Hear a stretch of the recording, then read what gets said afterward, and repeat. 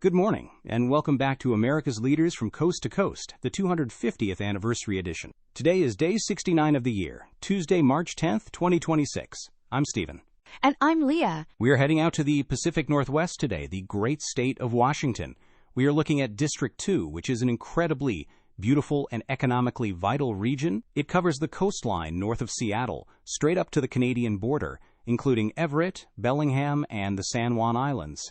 And today, we are profiling a lawmaker who has represented this area for over 2 decades.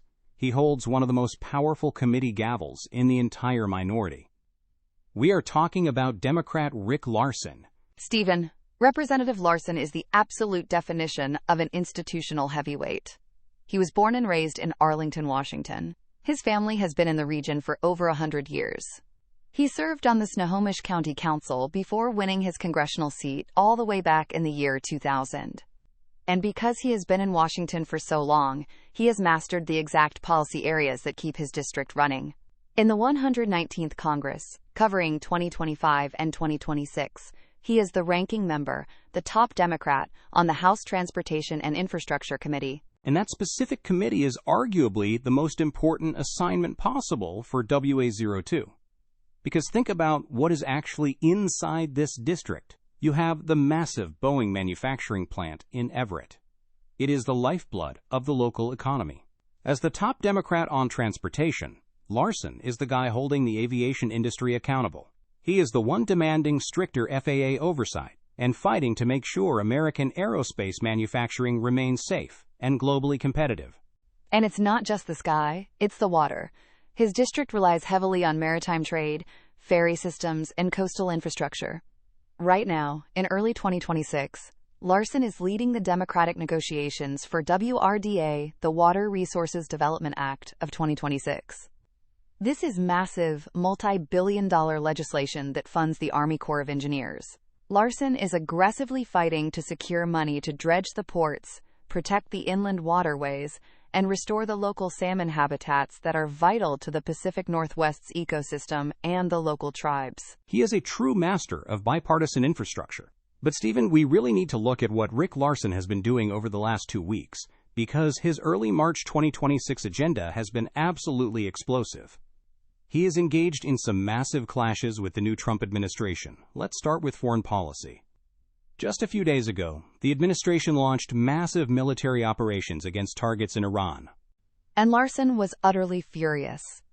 He immediately joined Democratic leader Hakeem Jeffries in releasing a statement condemning the president for starting a massive military conflict without consulting the American people or getting authorization from Congress. And he didn't just put out a press release.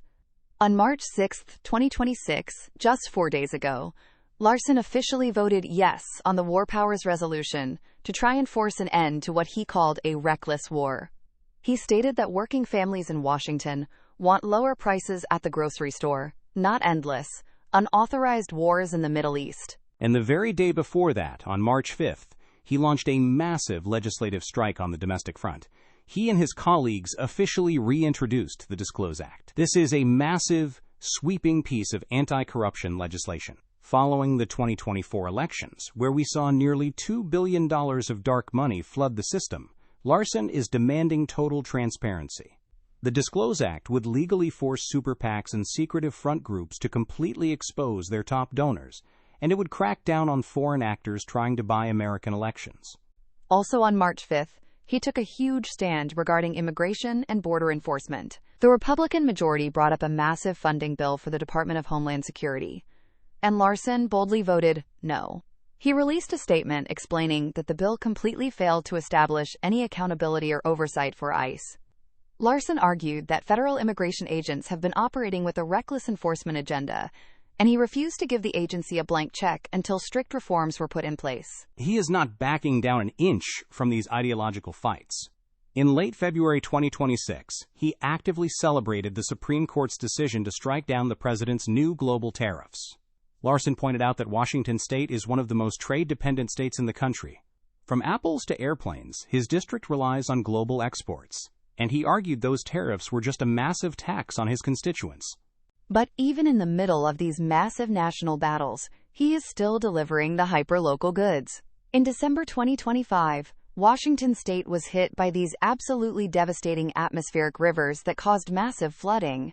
Larsen immediately went to work, and just last week, on March 2nd, he announced that he successfully secured low-interest federal disaster loans through the Small Business Administration to help the local mom-and-pop shops in Snohomish and Skagit counties rebuild their storefronts. It is the perfect balance of a veteran lawmaker. He knows exactly how to fight the White House on national television, and exactly how to secure disaster relief for a flooded bakery in Mount Vernon. The Arlington native who masters the federal budget. The ranking member defending the airspace and the harbors. That is Representative Rick Larsen. That is our profile for Washington's 2nd District. Stay tuned for our next profile. Please note AI assists in the creation of this podcast from pointedwords.com, and remember, better pointed words than pointed swords.